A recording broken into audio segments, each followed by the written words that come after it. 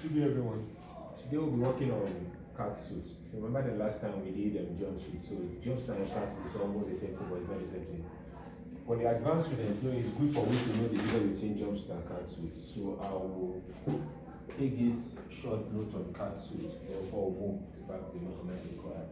Now we have cat suit is a one-piece form-fitting garment that covers the torso. The torso simply means the upper bodies outside the neck and the arm.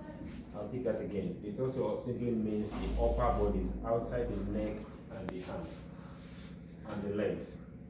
And sometimes the hands. That the hands is actually not compulsory. You can create a sleeve for it, you can do without it, you can make it a sleeveless.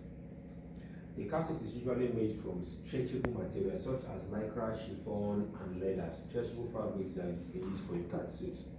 The cat suit is usually closed by means of a zipper at the front or at the back. So I will definitely now move to the measurement required for cat suit. So let me call my regular mannequin. This joint.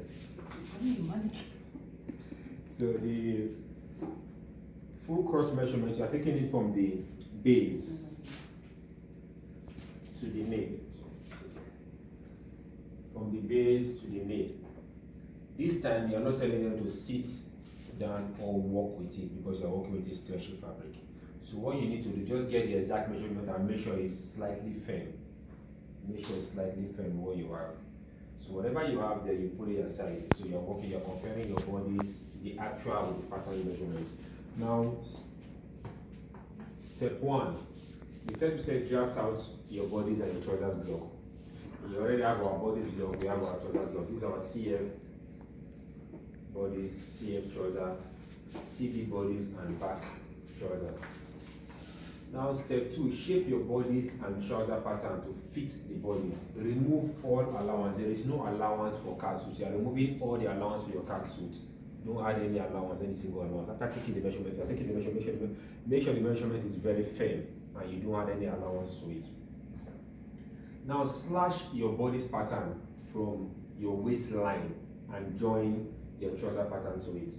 This is the slash that we have here. Now you're slashing from the waistline. Don't forget you have the trouser waist and you have the body's waist. So it'll be wrong for you to slash from the hip.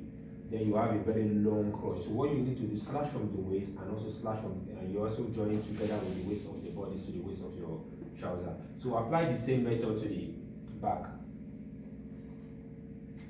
Allow the front crotch of your trouser pattern to meet the base part of the front bodies. So what you do, instead of turning it this other way, make sure this is my base.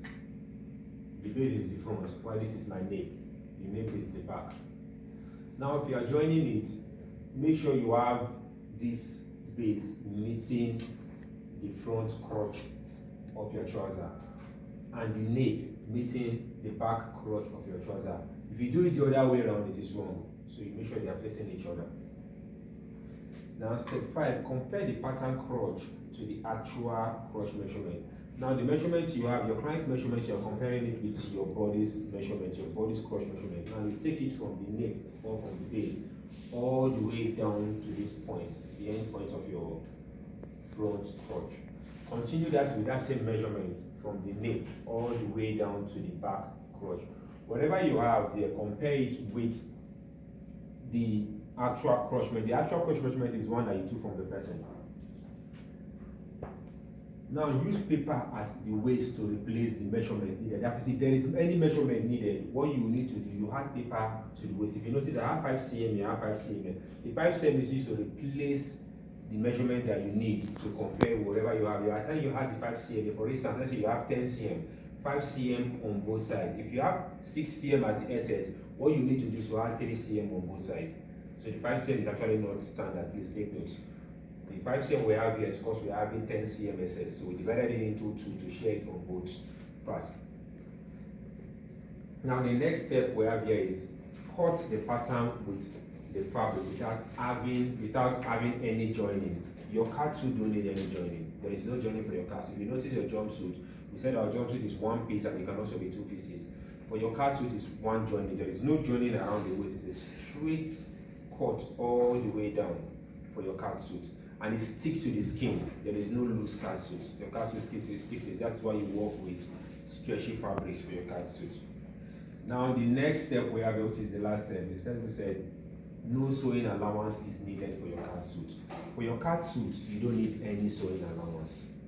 After cutting, don't add sewing allowance to this point. You're working with a very special fabric that sticks to the skin, so you don't need sewing allowance.